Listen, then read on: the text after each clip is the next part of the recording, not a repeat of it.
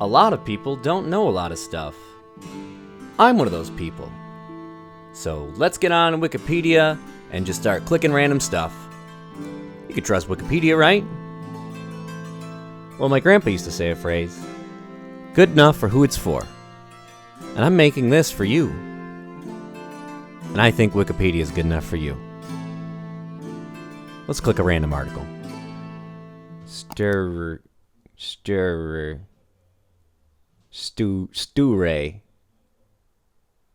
Okay, it's kind of boring for a first go. Wait. Sture Murders. The Sture Murders in Uppsala, Sweden, and blah blah blah. Murders, incarcerated Swedish, blah blah blah. Okay. Mental disorder. Quick skim here tells me that this is about a key figure in Swedish history with a very tragic end. Here's a fun fact about Sweden. I don't know any facts about Sweden. Okay, so it looks like this whole murder event is about this guy, and this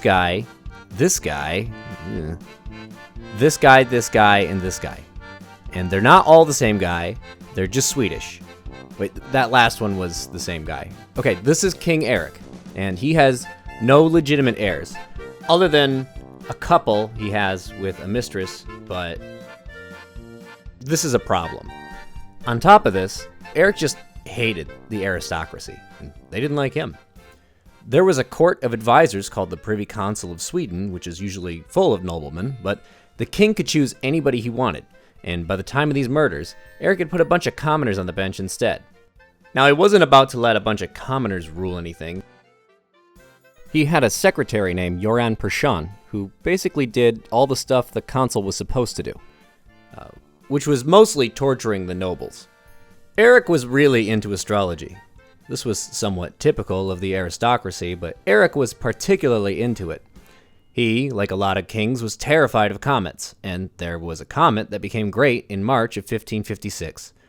Comets are really scary when you don't know nothing about anything, so Eric was obsessing over star charts about his friends and foes, and having constant panic attacks, and trying to arrange marriages and shit, and getting really paranoid about losing power.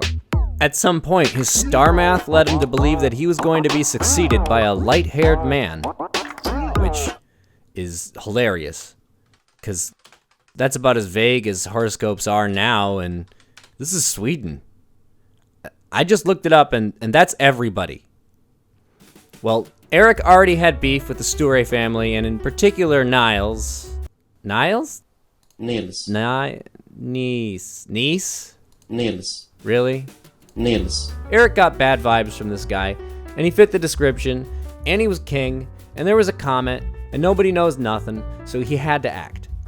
Torture at the time was illegal, except on people sentenced to death. So basically, everybody who needed some good torturing would just be sentenced to death. This worked out great for Eric, who had Nice arrested for something arbitrary along the lines of neglect of duty or treason, and he sentenced Nice to death, tortured him a bunch, and then changed the sentence to being publicly humiliated by having to ride through town on a wretched hack wearing a crown of straw. A wretched hack? What is a hack? Is it a horse? Sounds like a horse. Yeah, it's a horse. So, he made him ride an ugly, sick, common horse through town, torture wounds still bleeding, with a fake crown to say basically that he'll never be king. This was in June of 1556, months after the comet.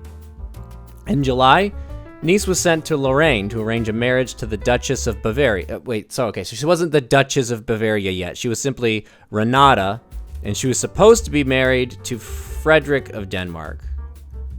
But she wasn't really into it. He wasn't really into it. His advisors weren't liking it. Northern mom. She was single. She wasn't really into it. Sweden was all about an alliance with Denmark or something. Eric sent Nice to go be his errand boy to go set this up. Traveling was bullshit back then, so before he left, Nice's family and a bunch of nobles threw a farewell party for him. Knowing Eric and his supporters weren't likely to show up to such a thing, This party was basically a meeting of the nobles to organize resistance against Eric's reign. Eric, though increasingly showing signs of madness, was not stupid. He picked up on the general vibe of the nobles and was deploying spies everywhere because he suspected something was up on account of all the torture and class antagonism that he was doing. By January of 1557, one of Eric's pages, it's kind of like a human boy version of email, was deserting and he got caught. As was standard, he was sentenced to death, and while being tortured, he ratted out the Stures for attempting to sabotage Eric's marriage to Renata. Eric called on the Cervantes Sture to co-sign paperwork by saying basically that they were going to mess up his marriage and that they would not say shit if Eric chose to instead marry his commoner mistress, Karen Mansdottir, who was a peasant he saw selling nuts one day in the Stockholm square. Eric was immediately taken by her and would parade her around the nobles in official garb, pissing them all off. Some say she gave him a potion, and they called her a witch. In reality, because of the king's fragile mental health, Karen was one of the few people adept at comforting him and supporting him. What they were witnessing was actual romance. The only surviving depiction of Karen is a doodle the king made of her in prison years later. What were we talking about? I have like 15 tabs open right now. Oh, okay. Well, since you made it this far, please take a moment to like and subscribe to my channel. This is my first video ever, and I'd like to make a lot more, so please ring that bell or whatever, and let's get back to Wikipedia. So, all that drama is getting out of hand, and this needs some official resolution. So, Eric calls Riksdag of the Estates, which is like the highest deliberative body in Sweden at the time. It's where the heads of the nobility, the clergy, the burghers, and the farmers all meet. Okay, what are burghers?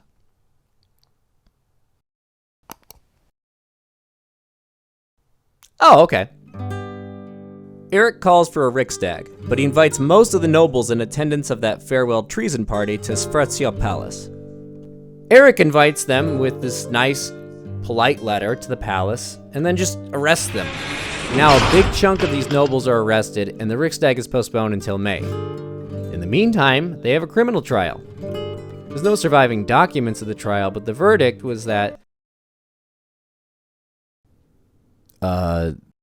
they're guilty. After two men are sentenced to death at this trial, Cervantes' wife, Martha, by then a prominent figure, had at this point been pleading to Karen for her son and husband's life to be spared at the Riksdag, but was refused a visit to the king and placed on house arrest. It's important to stress right now how much of Eric's antagonism and paranoia is being fueled by his secretary, Joran Persson. People at the time knew what Persson was up to, and some nobles, like Eric's brother John, had previously been imprisoned by him and treated harshly. Everyone assembles soon after at the Riksdag.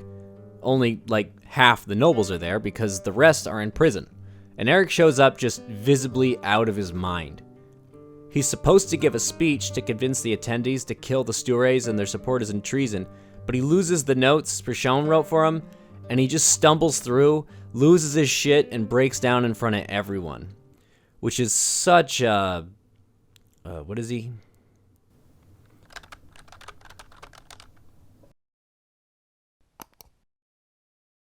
Sagittarius thing to do. A few days later, after talking with Karen, King Eric XIV is humbled by his embarrassment at the Riksdag. He visits Cervantes Sture in his prison cell and falls to his knees and begs for forgiveness. He promises him reconciliation of his family with the crown and to make full amends, financially and politically. He leaves the castle in good spirits, but he's pulled aside by Persson, who tells him that his brother John has started a rebellion.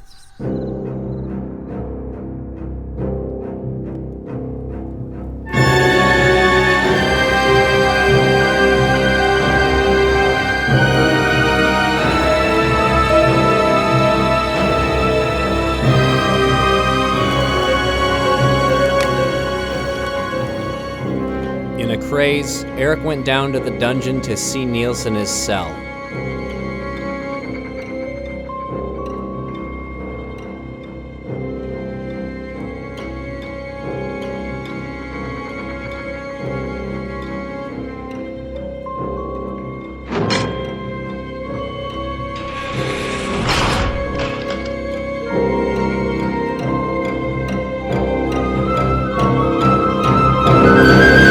and then he stabbed him a bunch. Eric returns to Cervantes' cell. There, he falls again to his knees, explains to Cervantes what he's just done, and that he knows he can't be forgiven. And then he tells the guards to kill everyone. Okay, not everyone. Before King Eric fled the castle, he told the guards to murder everybody except for Herr Sten. But there were actually 2 people named Sten. So lucky them, they get to live. While outside the castle, Eric encounters his tutor Dionysius Barrerus, who tries to calm him down, but he's completely freaking out. Eric yells to his guards to kill this guy too, and then runs off into the woods. The guards, as ordered, kill him, and they lock down the castle and keep everything a secret. The next day, Eric's gone. When relatives arrive to bring the prisoners food, the guards take it and carry on as if nothing's happened. Eric wanders the woods for 3 days before he's finally found, completely out of his mind and dressed as a peasant in the village of Odensala. He would remain in this state for the rest of the year, while the Privy Council of Sweden took over control of the country.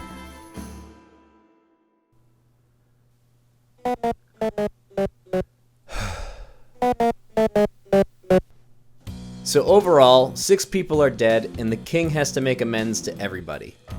He resumes power at the end of the year, recovering under the care of Karen Mansdaughter, but he never recovered politically from this reckless violence.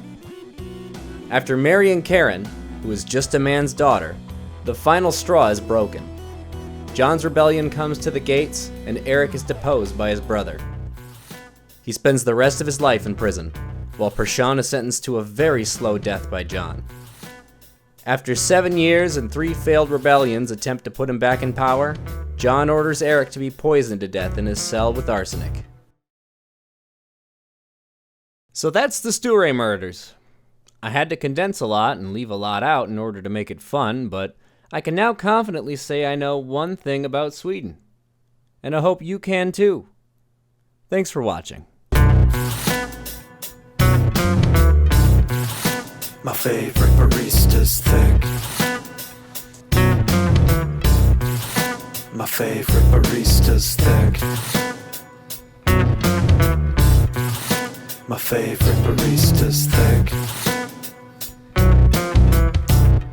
You're my favorite barista.